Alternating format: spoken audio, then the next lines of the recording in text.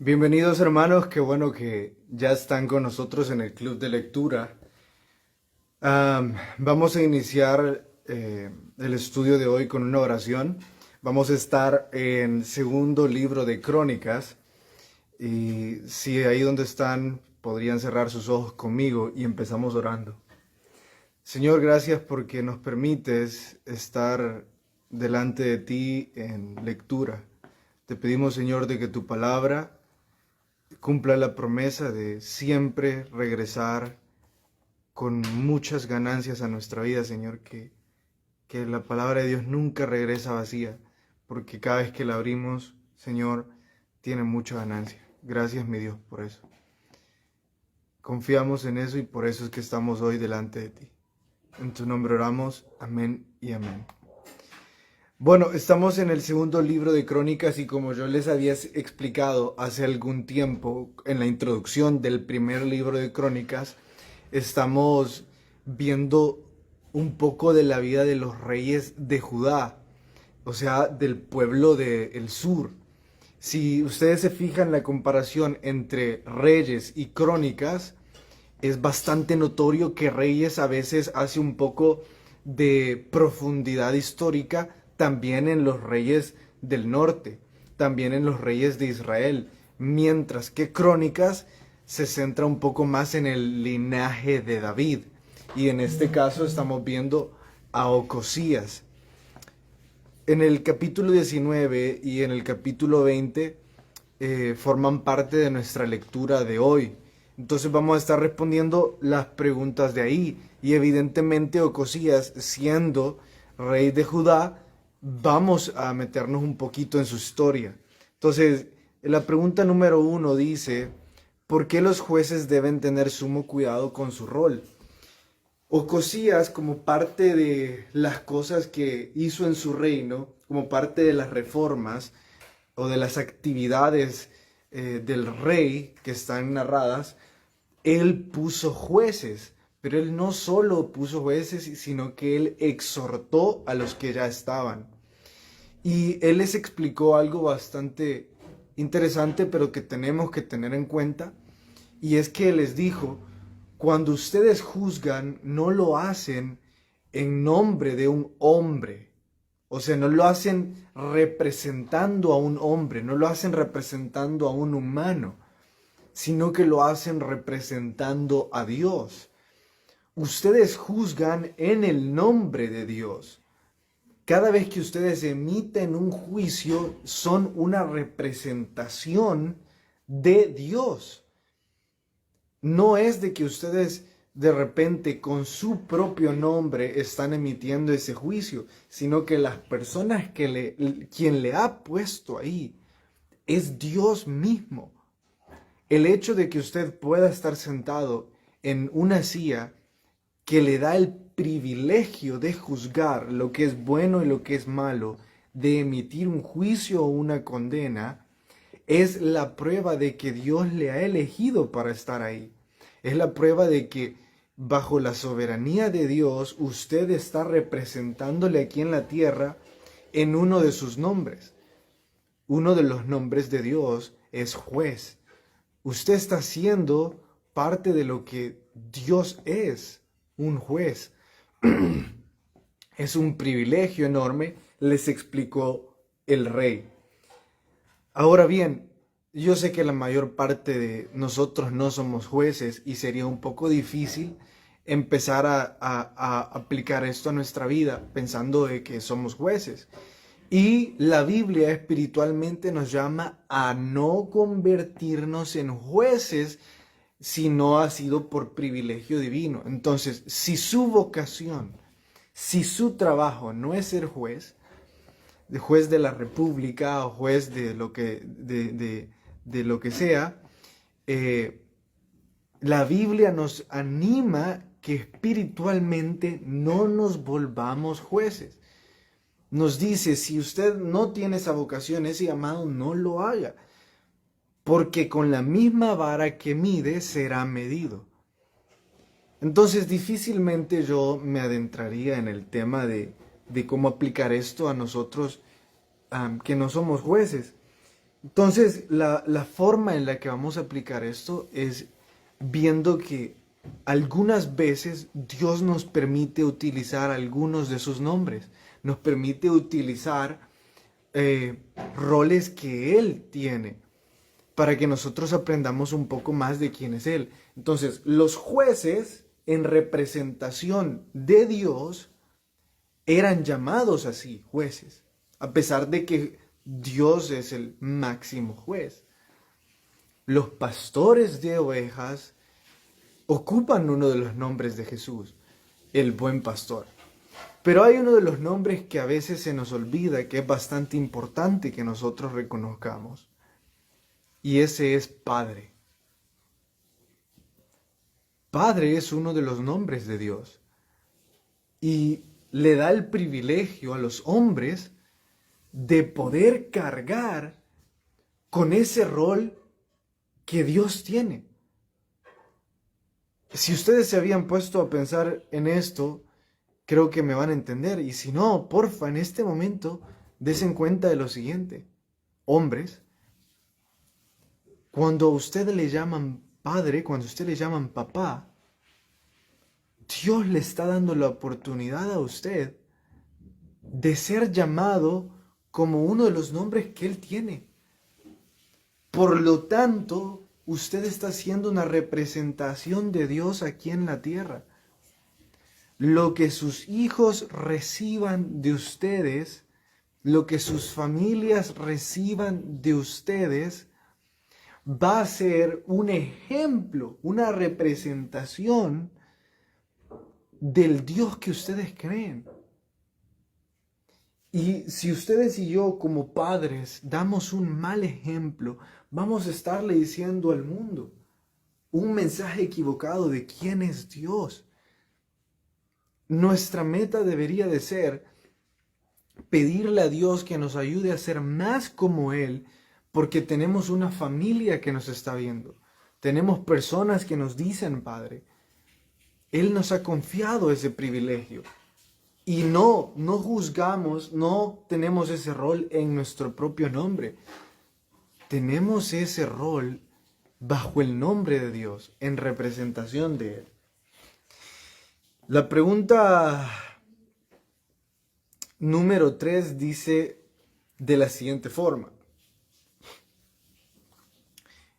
¿Qué se hace antes de una amenaza? Y es que en el verso 20 nosotros leemos que los hijos de Moab y los hijos de Amón se habían reunido para hacerle guerra a Josafat. Entonces, Josafat, en la guerra que hacen ellos, viene delante de Dios y dice el verso 5, puso pie en la asamblea de Judá y de Jerusalén, en la casa de Jehová, delante del atrio nuevo, y dijo, Jehová Dios de nuestros padres, ¿no eres tú Dios en los cielos y tienes dominio sobre todos los reinos de las naciones? Y ahí empieza Josafat a rogar ayuda a Dios. Tanto así que Dios le da una promesa bastante hermosa que se las quiero leer, porque les animo a que ustedes subrayen este verso y si ustedes pueden impriman este verso, porque la promesa que está ahí es hermosa. Dice el verso, es el verso 15. Y dijo Dios, oíd Judá, todo Judá, y vosotros moradores de Jerusalén, y tú, rey Josafat, escuchen esto. Jehová os dice así, no temáis ni os amedrentéis delante de esta multitud tan grande, porque no es vuestra la guerra, sino de Dios.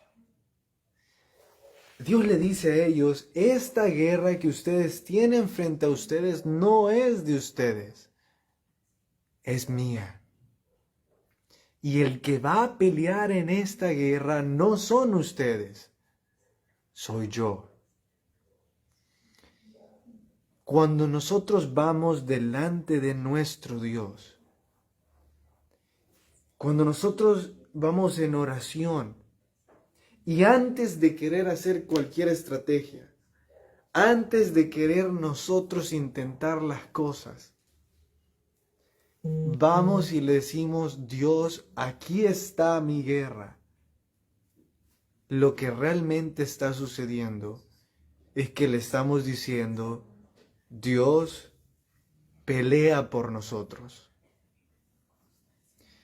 Dios, te suplicamos que te pongas en medio de nosotros y de nuestros enemigos. Y pueden tener por seguro, hermanos, que el resultado de todos los que buscan a Dios en oración con un corazón contrito y humillado es Dios diciéndoles: tengan paz, porque esta no es vuestra guerra. Capítulo 20, verso 15. No temáis ni os amedrentéis delante de esta multitud tan grande, porque no es vuestra la guerra, sino de Dios. Pueden estar seguros de eso. Pero si nosotros decidimos luchar con nuestras fuerzas, si ustedes tienen una discusión con su esposa o ese esposo, o con su familiar, y ustedes antes de ir a Dios dicen: bueno, voy a hablar con él, voy a hablar con ella, voy a ir y voy a resolver esto, voy a hablar con esa persona, y no buscaron a Dios primero, básicamente están diciendo: no necesito tu ayuda, Dios. Yo puedo solo. Yo lo voy a hacer. Y esa guerra no la va a pelear Dios, porque nosotros le hemos demostrado que nosotros la vamos a pelear. Entonces, la pregunta 4, ¿cómo conseguir que nuestras guerras se vuelvan guerras de Dios? Es buscándolo en oración, es pidiéndole su intervención, es no luchando nosotros, sino estar de rodillas delante de Él. La pregunta número 5 dice de la siguiente forma: ¿cómo era posible que no quitaran los lugares altos paganos? Lugares altos se le llamaban a todos los lugares específicamente de idolatría. Ellos acostumbraban a subir donde habían árboles frondosos o acostumbraban buscar pequeñas lomas donde ellos pudieran hacer sus rituales de idolatría. Ni siquiera me gusta mencionarles falsos dioses, porque ni siquiera se merecen el nombre de dioses. Son ídolos. Eso es lo más que puede llegar a ser cualquier cosa. Ídolos. Ni siquiera llegan al talle de un falso dios. Entonces, ellos acostumbraban poner sus ídolos ahí y ahí hacer sus rituales. Lo triste es que Ocosías tuvo muchos aciertos, hizo muchas cosas buenas, pero dentro de las crónicas del rey Ocosías está de que no botó los lugares de idolatría. Siguió con algunas actividades paganas. Siguió teniendo algunas actitudes que el mundo tiene. Si bien es cierto, nosotros no tenemos, ¿verdad?, lugares altos con ídolos en nuestras casas o en nuestros trabajos, pero sí tenemos actitudes, sí tenemos comportamientos dignos de personas idólatras. Y eso vendrían a ser los ídolos que nosotros tenemos, que no queremos dejar de hacer algunas de las cosas que como personas sin Cristo hacíamos. Son una clara muestra de que si nosotros hubiéramos vivido en el tiempo de Ocosías o hubiéramos sido Ocosías, quizás tampoco hubiéramos nosotros votado los lugares altos, porque hoy día no somos capaces de derribar esos lugares altos, esas actitudes idólatras en nuestras vidas. Deberíamos de tener cuidado con eso.